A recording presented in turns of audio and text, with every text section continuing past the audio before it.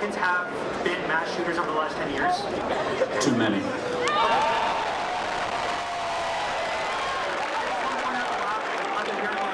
It's 5. Okay, now 5 is a lot, right? I'm going to give you some credit. Do you know how many mass shooters there have been in America over the last 10 years?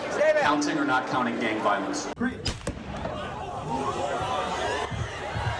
On a quiet September afternoon in Utah, Charlie Kirk sat under a tent debating with students, just as he had done countless times before. It was supposed to be another stop on his American comeback tour, but then a single shot rang out. Panic spread instantly. People ducked, screamed and scattered, while Kirk's body fell back, blood spilling from his neck. In seconds, the debate turned into an assassination, and what unfolded next would shake the entire nation. Charlie Kirk was seated at a table, answering a student's question about mass shootings. It was a routine exchange, sharp words, a bit of applause, and then, suddenly, chaos. Gender Americans have been mass shooters over the last 10 years? Too many.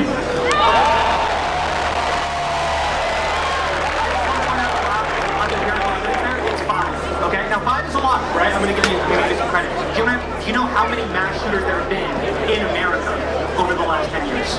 Counting or not counting gang violence? Eyewitnesses recall hearing a loud bang. In the same instant, Kirk's head jerked backward. Blood poured from his neck. Security rushed to cover him as the audience ducked for safety. Some thought it was a firecracker. Others instantly knew it was a gunshot.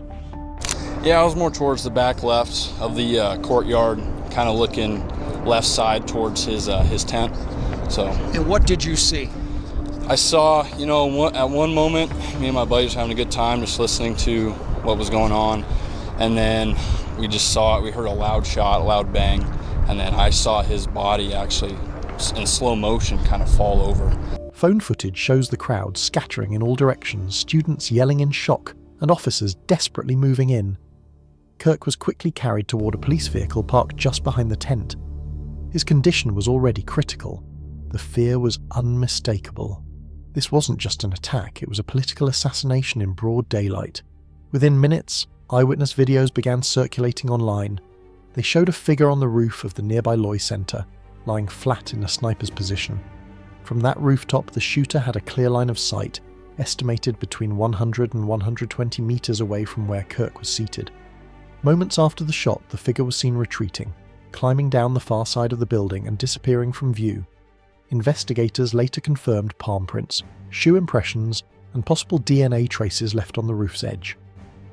The suspect was believed to be wearing a black t-shirt with an American flag and eagle design, dark pants, a cap with a triangle logo, and Converse shoes.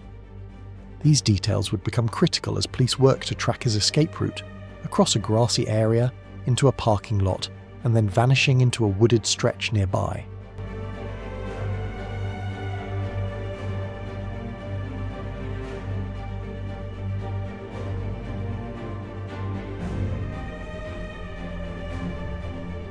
After the shot, chaos consumed the courtyard. Students ducked for cover, scattering in every direction, while security rushed toward Kirk. Phone footage shows officers dragging him behind the stage tent to shield him from further fire. Blood was pouring from his neck. Witnesses described it as an almost uncontrollable flow. Within minutes, Kirk was loaded into a police vehicle and transported directly to Timpanogos Regional Hospital. Initial reports confirmed what many feared. His condition was critical. Doctors fought to stabilize him. As news spread, shockwaves rippled through the political world. President Donald Trump was among the first to react, posting a call for prayers on Truth Social. To my great fellow Americans, I am filled with grief and anger at the heinous assassination of Charlie Kirk on a college campus in Utah. At first, authorities claimed a suspect was in custody. But hours later, officials clarified that George Zinn, the man initially detained, was not the assassin. He was instead charged with obstruction of justice. A second suspect was briefly arrested but also released. Confusion turned to fear. Who was behind the attack? And why had Charlie Kirk been the target? By late afternoon, the rumours were confirmed.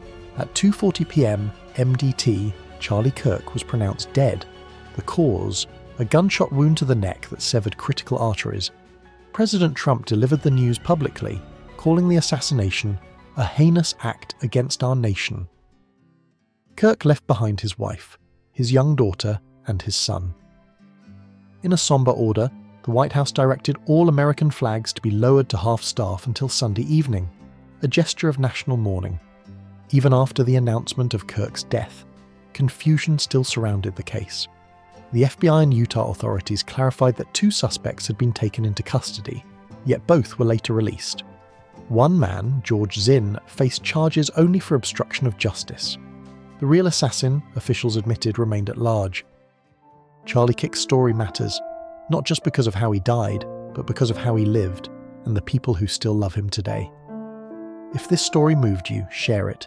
Keep his name alive, and let his family know they are not alone.